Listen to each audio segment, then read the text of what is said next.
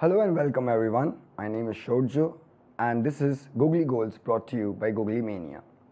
Today we are here to talk about France, one of the finalists of World Cup 2018 and their journey so far. So let's start off with that. France had a relatively easier group, being grouped together with Denmark, Australia along with Peru, and they saw off the group pretty comfortably, winning 2 of their 3 games by a goal and drawing the last one. That way they ended up being the champions of their group and moved on to the round of 16. Now talking about the group stage, France won their first match, their opening match of the World Cup against Australia 2-1. They started off with their campaign brilliantly with scoring their first goal. But Australia came back from 1-0 down pretty soon from a penalty scored by Jadnak, and we just witnessed around the 80th minute Australia actually conceding the second goal and conceding the match to France. In the second match against Peru, it was quite similar because France actually failed to dominate the match outright, and Peru just conceded 1 goal. Other than that, they were pretty good throughout the match and they managed to keep France quiet almost throughout. They were physically dominating and they held their ground throughout. Now, talking about the last match, the one against Denmark, which was supposed to be the interesting match of the group, but however, we were really disappointed to see a goalless draw. And I'd like to point this out, that was the only goalless match in this whole competition. So even though we had high expectations from that match because we had the likes of Christian Eriksen and Jorgensen from Denmark coming in, along with Christensen and others, Kasper Schmeichel of course. And on the other hand, we obviously had France, who have been a favorite right from the beginning, even before coming into this competition, thanks to their squad and their depth of players and the whole number, the sheer number of people available to them, from people they can choose from. So given that, the match was quite a disappointing one, and what we really saw was they did not probably want to win, I guess. They just wanted to conserve their energy and go on and perform in the round of 16. That was the thing that they had on their mind. So that's probably why that match was a dull one.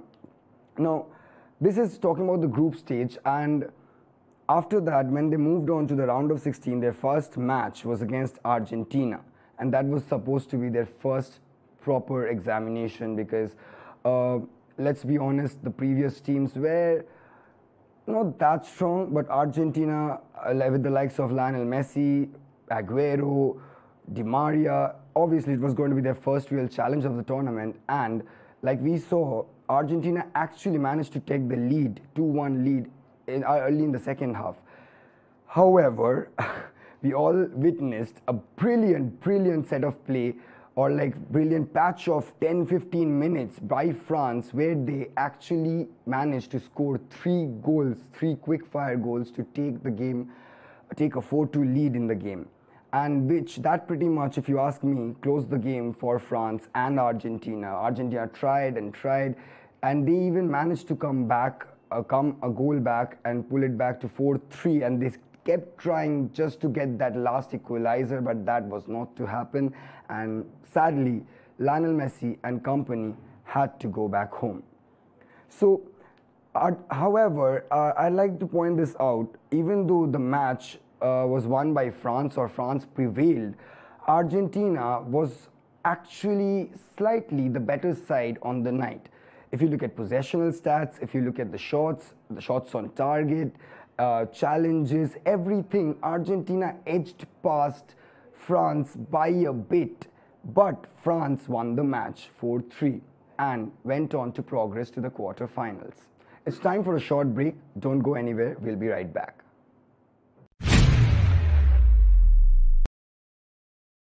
जिक्र जब भी GST की होती है तो नजरें ढूंढती हैं जीएसटी दोस्त विकास धनानिया को। नमस्कार विकास जी, बहुत बहुत शुक्रिया आने के लिए। विकास धनानिया बात करते हैं पूरी जिम्मेदारी के साथ। कि यहाँ पर गुड्स को रिसीव्ड नहीं किया गया है।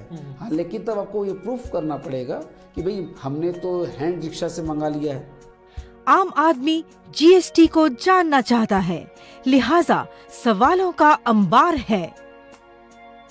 इन्हीं सवालों को समेटते हैं हमारे होस्ट राकेश। हर ट्यूसडे और फ्राइडे रात 8 बजे होस्ट राकेश और दोस्त विकास धनानिया हो जाते हैं आमने सामने, सिर्फ आपके लिए जियो बांग्ला पर। देखिए जीएसटी की बात दोस्त के साथ जियो बांग्ला पर।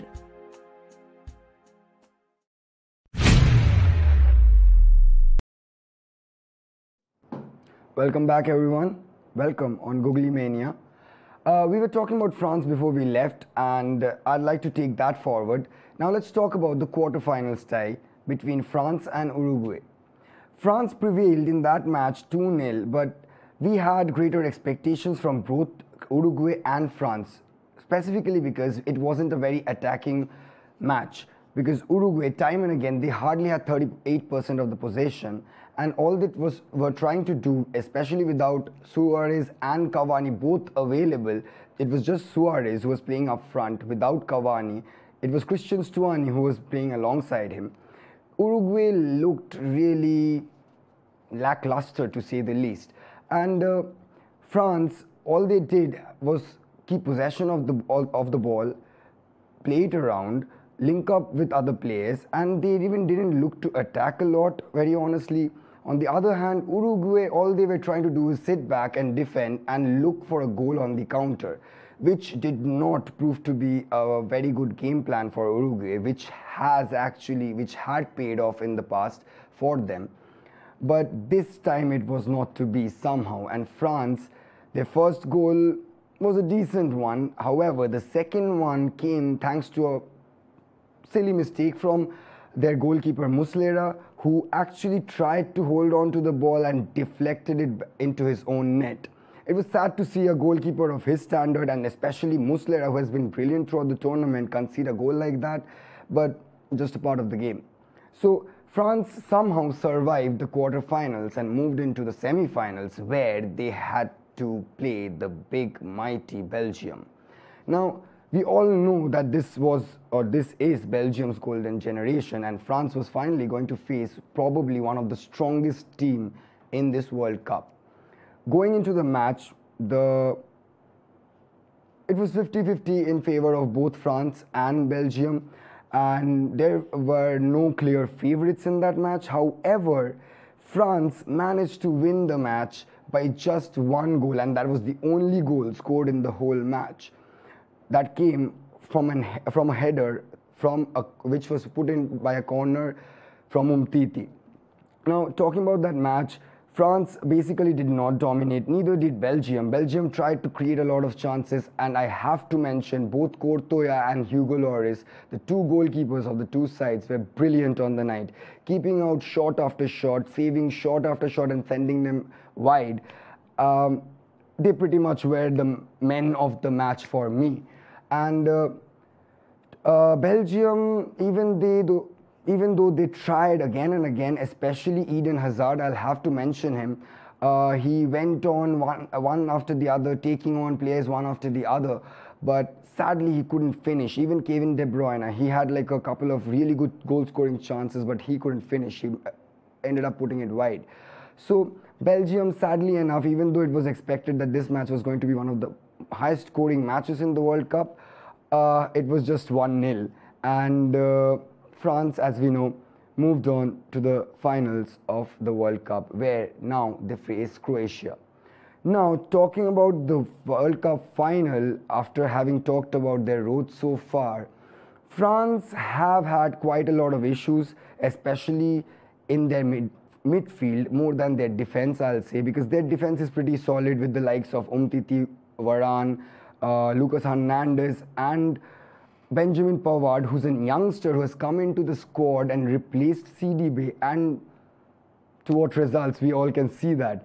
Pavard has been brilliant, especially that goal against Argentina. I can keep seeing it, watching it again and again and again. So given that they have a brilliant defense to fall back on, I think the final match will be a little in favor of France, but Croatia at the same time have been pretty solid. So given all that, the final, it's needless to say, it's the grand finale, is going to be a nail-biting finish to a wonderful tournament, and we are all stoked to see how it turns out.